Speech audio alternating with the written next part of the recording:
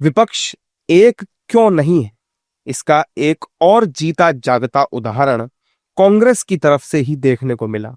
दरअसल शुक्रवार को कांग्रेस के सीनियर नेता अधीर रंजन चौधरी ने ममता बनर्जी पर निशाना साधा। उन्होंने कहा कि ये दुर्भाग्यपूर्ण है कि बंगाल में एक चोर को बचाने के लिए मुख्यमंत्री को मैदान में उतरना पड़ा। ऐसा मैं पहली बार देख रहा हूं। आज वो एक चोर संस्था को बचाने के लिए आंदोलन कर रही हैं। पहले आप अधीर रंजन चौधरी का ये बयान सुनिए। देखिए, न्यायालय की अभी दायरे में आ गए सारे मुद्दे, तो उसमें मेरी तरफ से टिप्पणी करना तो सही नहीं होगी, लेकिन ये दुर्भाग्यजनक है कि बंगाल में ये एक चोर को बचाने के लिए बंगाल के मुख्यमंत्री जी को जिस तरीके से उनको मैदान में उतारने पड़ी, ये पहली बार देख रहा हूँ। पिछले बार भी शारदा कांड में जब बंगाल के लाखों की तादाद में लोगों को धन लूटे गए थे, उस समय भी यहाँ की पुलिस वालों को बचाव करने के लिए यही ममता बनर्जी रास्ते में आंदोलन छेड़ी थी। आज भी वो आंदोलन कर रही है दूसरे एक चोर ऑर्गेनाइजेशन को बचाने के लिए। इसके अंदर राज क्या है पता नहीं।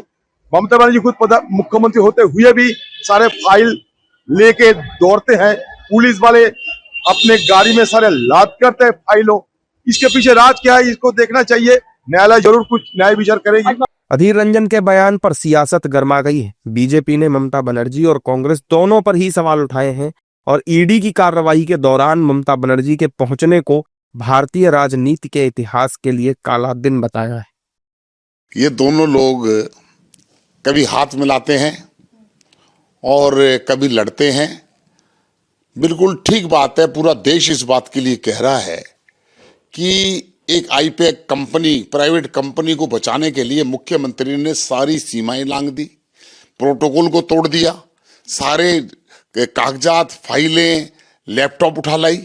इससे घटिया काम कोई देश का मुख्यमंत्री कर नहीं सकता। यह काम अगर कोई कर सकता है, जो किया है, ये ममता बनर्जी करती हैं। और जिस प्रकार से बंगाल के अंदर, पश्चिम बंगाल के अंदर एक आतंक का वातावरण है और गुंडई सरकार चल रही है, उसका जीवंत उदाहरण कोई है तो ममता बनर्जी का जाकर ईडी के लोगों से छीनना, कागज छीनना, इस पर कार्रवाई होनी चाहिए। जबकि टीएमसी ने भी अधीर रंजन चौधरी के बयान पर प्रतिक्रिया दी। टीएमसी के मुताबिक अधीर रंजन मुख्यमंत्री को बदनाम करने की बात कह रहे हैं। देखिए, चौधरी जो बयान दे रहे हैं वो जाहिर है कि एक राजनीतिक बयान है और मुख्यमंत्री को बदनाम करने के लिए तरह तरह के आरोप लगाए जा रहे हैं। लेकिन सच्चाई तो ये है कि देश भर में ये देखा गया है कि ईडी की कार्रवाई कई मर्तबा विरोधी पक्ष के जहां राज हैं वही होती है।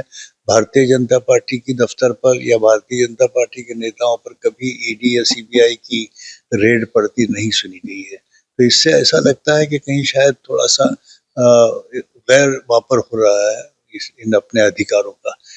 ये चौधरी जी का कहना है कि ममता बचा रही है चोर को, ये तो आगे चल के पता चलेगा कि तफ्तीश के बाद क्या निकलता है।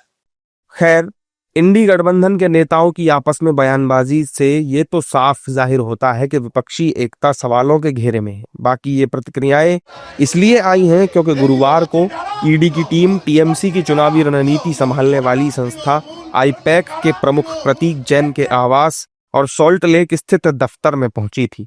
लेकिन इसकी खबर लगते ही सीएम ममता बनर्जी खुद वहां पहुंच गईं और आरोप लगाया कि ईडी टीएमसी के गोपनीय चुनावी दस्तावेज, हार्ड डिस्क और डेटा जब्त करने की कोशिश कर रही है।